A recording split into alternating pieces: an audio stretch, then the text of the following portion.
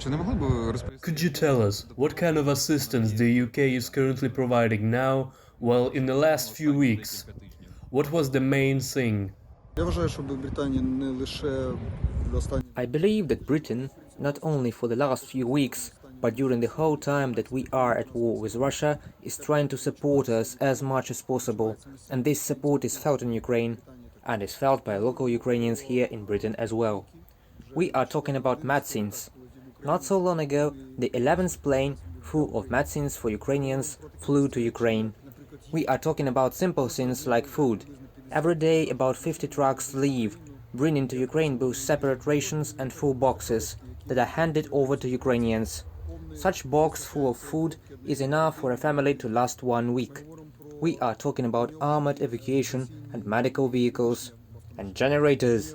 About 600 generators were sent to help Ukrainians keep warm and restore electricity. Lots of other help, including military. Are there any prospects for the idea to somehow get the arrested assets of the Russian oligarchs? How can Ukraine influence the situation in order to compensate for the caused damage? На цю ситуацію, щоб компенсувати той урон, який надан.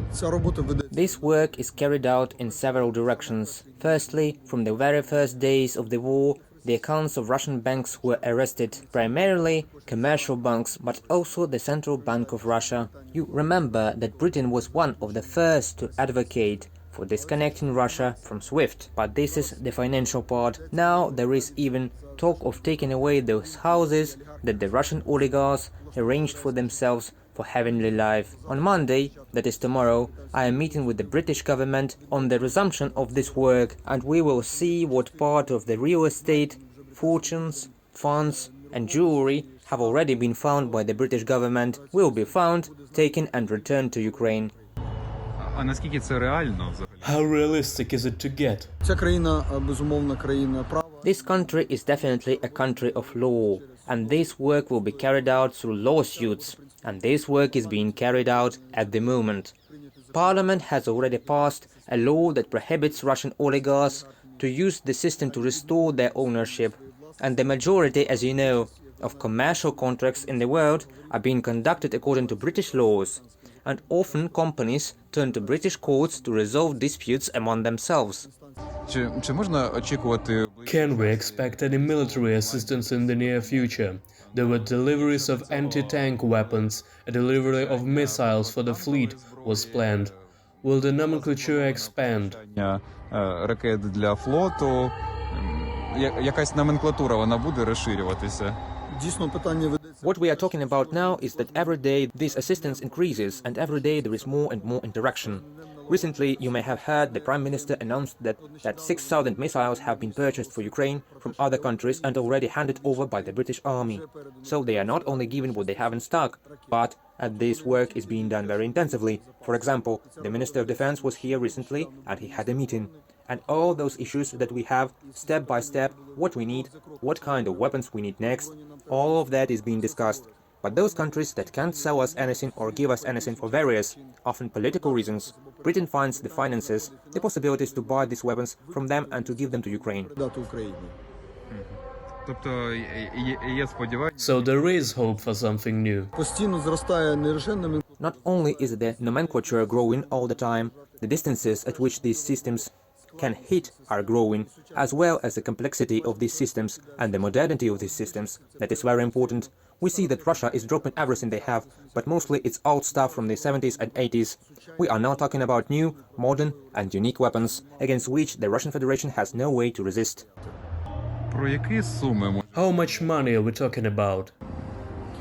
It is hard to say how much there is, but wealth accumulated by Russian oligarchs who are now in Britain is enormous. Abramovich alone is worth a lot. These are soccer teams, businesses and colossal palaces that have been built here in Britain. A very large part of this money has found itself simply in commercial enterprises, in foundations and in companies that are now registered in the city. But this work has not begun immediately, not just with the war. For a certain period of time the British system The government and society have been aware of the danger of this dirty oligarchic money that had been accumulating in the city of London. And the work to find, dig out if possible, and get rid of these assets has been going on systematically for a long time. Я не знаю, чи I don't know if you have read the interviews of the oligarchs who have lost control of their assets in Great Britain. They say that they had no influence on Putin and that they were suffering a lot. Do you have any feeling for their suffering, and do you agree that they have no influence on anything and are people who are not guilty of anything? I can't believe they managed to squeeze out any sympathy. At least in British society, I don't see that empathy to their suffering. Indeed, some of these businessmen left and tried to flee with their families from that government, from that dictatorship of Putin. But part of these businessmen withdraw money merely with the permission of Putin's regime. I don't think they will be able to resume their wealth or convince anyone to leave them their money. ну ви вважаєте, Do you think Ukraine has the right for this money?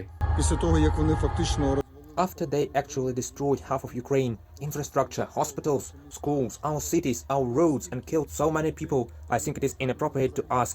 It is incorrect to ask, what are we entitled to which reparations? They will probably never be able to repay us for the horrible sins they have done to Ukraine.